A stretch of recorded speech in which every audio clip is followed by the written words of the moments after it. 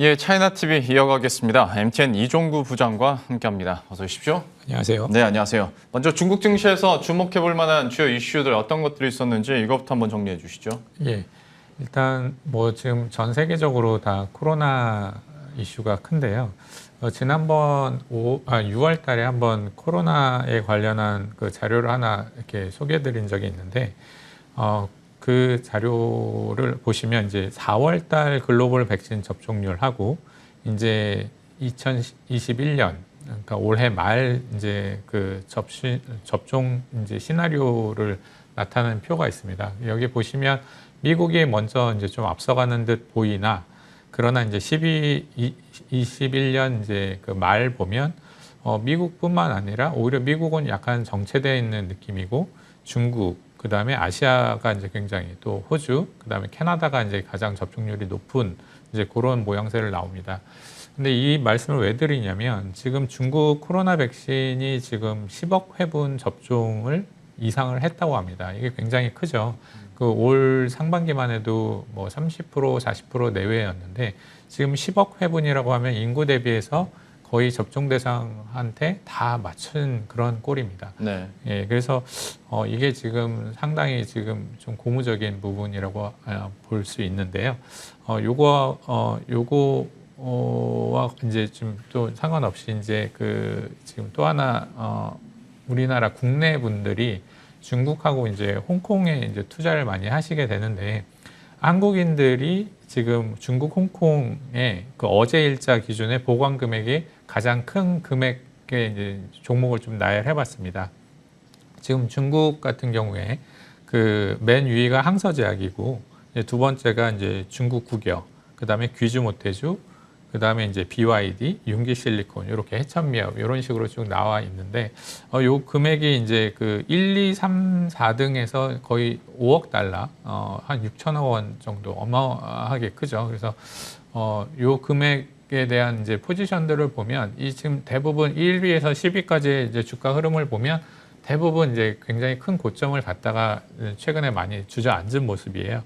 근데 이제 제가 이거를 왜 이제 보게 됐냐면, 우리 국내 주식분들, 투자자분들이 이제 먼저 선행해서 이제 들어가신 분들, 그 다음에 이제 꼭지에서 이제, 아니면 그 근처에서 이제 뭐 좀 매도 현금화 전략을 하신 분들이 이제 있겠다 생각을 해서 이제 봤는데, 역시나 이제 조금, 지금 상황에서는 좀 많이 좀 수익 실현보다는 좀 그냥 장기 홀딩 쪽으로 이제 하는 모습이 아닌가, 그런 취지로 이제 좀 가져왔는데, 여기 9위 하나 야오밍 캉더라고 그 9위 쪽을 보시면 이게 다른 종목하고는 다르게 이게 계속 상승이에요. 근데 이게 그 7월 12일서부터 16일 바로 이제 지난주까지 외국인 투자 자금이 여기에 대해서 지금 굉장히 최근에 순유출을 한 이제 그런 모양새가 좀 보여서 제가 좀 참고로 갖고 왔고요. 홍콩을 보시면 홍콩은 이제 강팽 리튬이라는 게 이제 1등이고 2등이 이제 텐센트.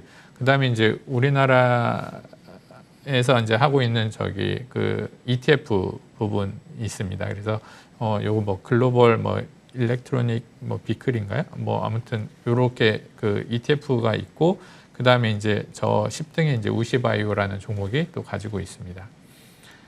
그리고 이제 중국 증시에 관련해서 이제 계속 좀 말씀드리면, 그 우리가 인민은행이 7월 15일 이후에 이제 그 지준율 인하를 했는데, 요 이후에 이제 사실 증시는 지금 좀 최근 그 코로나 이슈 때문에 좀 많이 보합하는 지금 상황이죠. 근데 이제 저기 MLF 만기 도래, 그다음에 이제 하반기 지방 정부채 때문에 이제 좀 위안화 이제 지준율을 인하했는데, 이건 좀 추가 인하로 방향을 갈지 아니면은 뭐 지속을 할지, 이 부분은 좀 더 지켜봐야 될 것 같습니다. 그다음에 계속해 주시죠. 그다음에 이제 배터리 업체 점유율을 이제 좀 한번 살펴봤는데, 이게 이제 배터리 업체 점유율, 이제 중국 그 안에서 이제 점유율입니다. 그 중국 안에서의 점유율 보면 CATL이 이제 압도적으로 1등 49.1%, 거의 50% 가까이 되고요.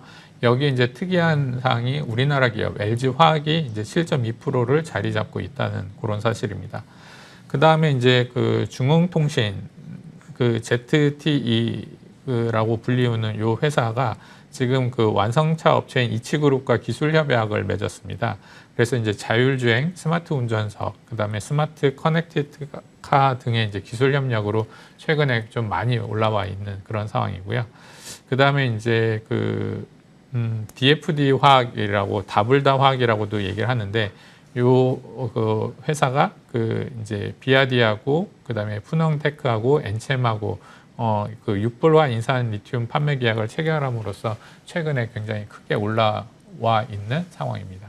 예, 중국 증시에서 주목할 만한 주요 이슈 포인트들 이렇게 살펴봤고요. 바로 이어서 기업들의 트렌드 분석 이어가 보도록 하겠습니다. 김다은 앵커가 준비하고 있는데요. 오늘은 어떤 종목일지 함께 소개를 듣고 그리고 그와 관련해서 주요 매력 포인트들 어떤 것들이 있는지 전략까지 짜보도록 하겠습니다. 네, 차이나TV 종목 이야기 나눠보겠습니다. 오늘의 종목 화면 통해서 만나보시죠. 오늘은 심천거래소에 상장되어 있는 호사전자에 대해서 살펴보겠습니다. 호사전자는 인쇄 회로기판을 제조하고 있는 기업인데요. 이 PCB라고도 불리죠.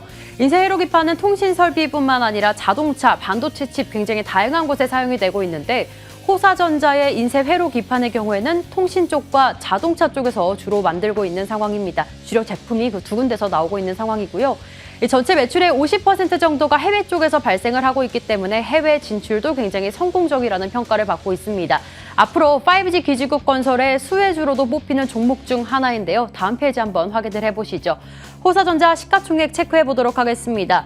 시가총액은 4조 3천억 원 정도 집계되고 있는데 지난해에 비해서 올해 매출이 굉장히 많이 올라오고 있음에도 불구하고 주가는 40% 넘게 하락하고 있습니다. 이에 대한 종목에 대한 자세한 전략은 잠시 후에 짚어보는 것으로 하고 국내의 인쇄 회로기판 PCB 관련주를 뽑아보자면 코리아 서키트 그리고 대덕전자가 있겠죠.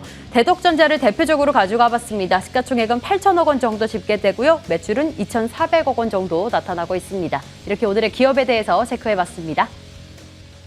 예, 오늘 호사전자에 대해서 한번 살펴보도록 할 텐데요. 어떤 기업인지 부장님께서 조금 더 구체적으로 설명을 해주시죠. 예, 일단 제가 여기에 이제 항상 가지고 오는 종목은 이제 좀 주가가 좀 그 가격 현재 대비해서 좀 많이 좀 평가를 못 받고 있는 기업이라든지 좀 저평가되어 있는 그다음에 지금 진입을 할 시기에 괜찮은 종목을 좀 많이 가지고 오는데 이 PCB 그러니까 후스 PCB라고도 하고 호사전자라고도 하는데 이 호사전자 관련해서는 지금 이제 내수하고 해외 그 매출 비중을 좀 봐야 될 것 같습니다. 이 내수와 해외 비중이 47%하고 53%에 각각 해당합니다. 그 얘기는 이제 결론은 지금 미중 무역 분쟁에 있어서 좀 많이 좀 기회를 놓친 부분도 없지 않아 있고 그 다음에 이제 작년서부터 올해까지 그 설비 투자 부분. 그러니까 여기가 이제 아까 전에 혹시 얘기가 됐는지 모르겠지만 PCB 그 부분 중에서 지금 그 97%에 해당하는데 여기에 통신 부분이 75%, 그다음에 이제 자동차하고 공업 설비 부분이 18%와 6%를 차지하고 있는데 이 통신 부분이 이제 과연 5G 기지국만 있냐 이게 아니라 이제 데이터 센터도 이제 관련되어 있습니다. 그래서 이제 이게 굉장히 좀 파격적으로 지금 진입하셔도 괜찮다라고 저는 이제 감히 말씀드리는 부분이 있고요. 일단 5G 기지국 건설의 수혜주로는 이제 그 고객사로 화웨이, 그다음에 ZTE, 그다음에 노키아 등이 있습니다. 그다음에 이제 그 완성차를 가지고 있는 그 고객사로도 있고 차트를 한번 보시면 이게 2000년 2월인가요? 이때 이제 28.6 위안에서 지금 쭉 내려왔어요. 이게 이제 미중 간의 이제 갈등하고 그다음에 이제 설비 투자에 대한 부분, 그다음에 이제 해외의 이제 수출 비중이 이런 부분이 이제 좀 많이 자리 잡고 있어서 이런 결과가 나왔다고 생각을 합니다. 그리고 또 뭐 관련한 업종 내에서 뉴스와 한번 살펴본다면 인텔이 5세대 PCLE를 선보인다라는 소식도 있었고 그러면 이게 과연 호사전자에게 어떤 영향을 미칠까? 여기에 대해서는 어떻게 보고 계십니까? 예, 아까 전에 말씀드렸던 5 기지국하고 그다음에 이제 상관없이 또 데이터 센터가 이제 필요해서 지금 인텔이나 AMD 부분도 고객사로 지금 최근에 이제 놓고 있는데 요거 관련해서는 지금 신규 서버 CPU를 지원할 차세대 이제 PCLE 5.0이라는 이제 얘기를 하고 있는데 요게 이제 출시될 예정이고요. 그다음에 세대 교체 바람도 여기에 따라서 좀 얘기가 되고 있습니다. 근데 이제 올해 2분기부터 지금 그 서버 및 교환 관련해서 PCB 제품에서 그 이제 세대 교체 부분은 이제 물론이고 그 광 트랜시버 이제 광 송수신 엔진이라고 하는 부분이 이제 400기가 이제 그 바이트로 그 점차 교체되고 있고 요거 관련해서 이제 그 실적 성장을 이제 지지할 것으로 지금 예상을 하고 있습니다. 이게 이제 특히나 그 실적을 지금 보여주고 계신데 이게 1분기 매출액이 그 전년 동기비해서는 올랐지만 실제로 이제 전분기 대비해서는 매출 총이익률이 24.4%로 이제 전 분기 대비해서는 4.9% 이제 하락을 했는데 이 부분은 이제 그 공장 이전 그다음에 추가 설비까지 이제 다 이제 올해 마무리가 됩니다. 그래서 이제 사실 이제 비용이나 이제 어떤 대외적인 부분이 크게 악재가 더 이상 있지 않는 한은 이제 굉장히 좀 호재거리가 많이 준비되어 있다. 이제 좀 이렇게 예상을 하고 있습니다. 예. 실적 부분 살짝 얘기를 해주셨는데 그러면 앞으로의 그 전망들 실적은 어떻게 나오는지 그리고 어떤 긍정적인 포인트를 잠깐 마지막에 말씀해 주셨는데 구체적으로 조금 더 설명을 해주시죠. 네. 그래서 일단 21년 그 PCB 그 생산의 예상 증가율이 이제 8.4% 정도로 나와 있습니다. 그래서 이게 이제 굉장히 좀 크게 전환된다라고 얘기를 보시면 될 것 같고, 그 다음에 이제 25년까지 그 중국 PCB 생산액의 연평균 증가율이 이제 5.6%를 대비해서 보면 이제 굉장히 크게 이제 약진할 거라고 예상이 되는 거고요. 그 다음에 이제 또 하나 더 말씀드리는 게 지금 그 전기차에 대한 부분을 좀 얘기를 드리면 중국 정부의 자동차 소비 촉진과 이제 자동차 전장화 가속으로 이제 PCB 생산 비용이 이제 늘어나고 있는데 기존 내연기관 차량 대비해서 PCB 그 사용량이 많아서 한 대당 차량 한 대당 이제 800에서 1000위안 우리나라로 한 17만 원 정도까지 그 정도로 이제 추가가 돼서 이제 전기차 시장의 이제 성장의 이제 수혜주로 이제 꼽히고 있습니다. 그래서 지금 우리가 다른 이제 그 전기차 그다음에 이제 그런 수혜주를 찾는 데 있어서 이 PCB 업체인 호사전자도 같이 좀 기억해 주시면 좋을 것 같습니다. 예, 이렇게 해서 전기차 시장의 성장과 함께 수혜를 받아갈 수 있는 호사전자에 대해서 오늘 함께 살펴봤습니다. MTN 이종구 부장과 함께했습니다. 오늘 말씀 고맙습니다. 감사합니다.